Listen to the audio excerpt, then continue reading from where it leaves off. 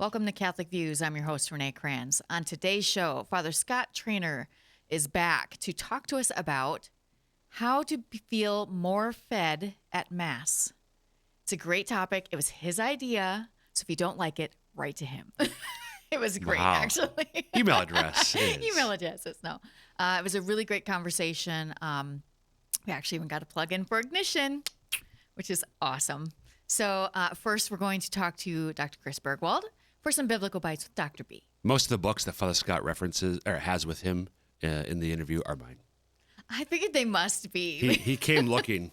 Do you have he this? raided the library. Yep. Do you have that? Yep. Do you have this? Yep. And what was interesting is he did not even know that you were doing the Mass series on Ignition. Yeah. Well. So. Now he does.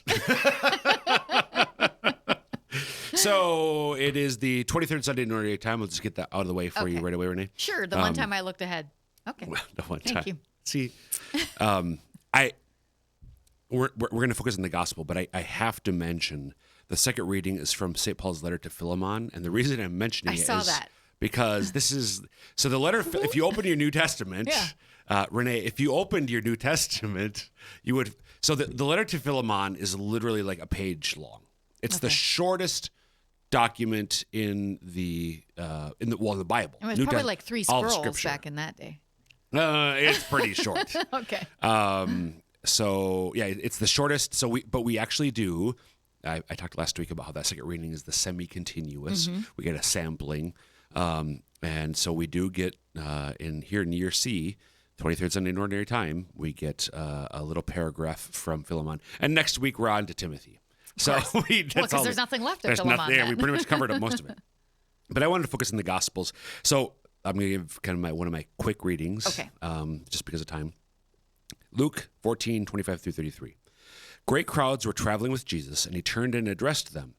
If anyone comes to me without hating his father and mother, wife and children, brothers and sisters, and even his own life, he cannot be my disciple.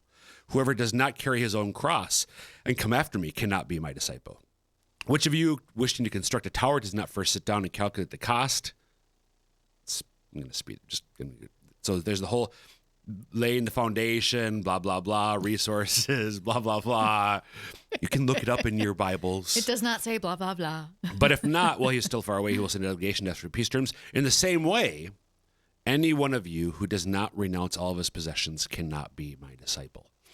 So there are 3 statements in here by Jesus about who can or who can't be my disciple. Mm-hmm.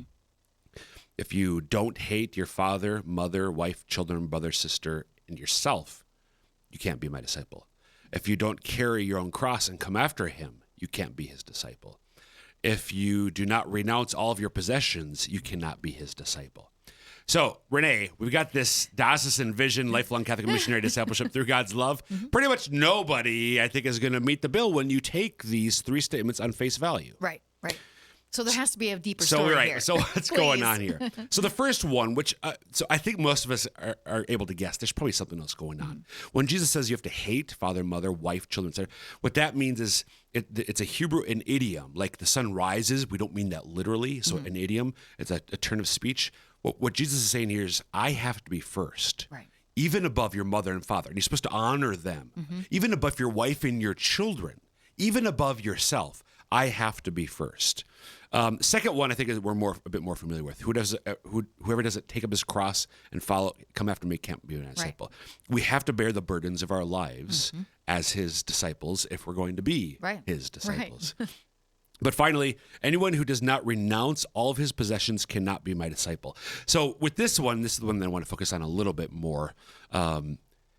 Renounce possessions. He's not saying sell them and give them away. You have to renounce them. So you have to be detached. Mm-hmm. Like if I lost this thing or if it was taken from me, how wrecked would I be? Right. If I'd be wrecked at all, then I've got some work to do. Mm-hmm. He has to be first. We have to follow him, and we have to be detached from everything if we want to follow Jesus Christ. Thanks for explaining those. That actually really helps a lot. Thanks, Dr. B. You bet.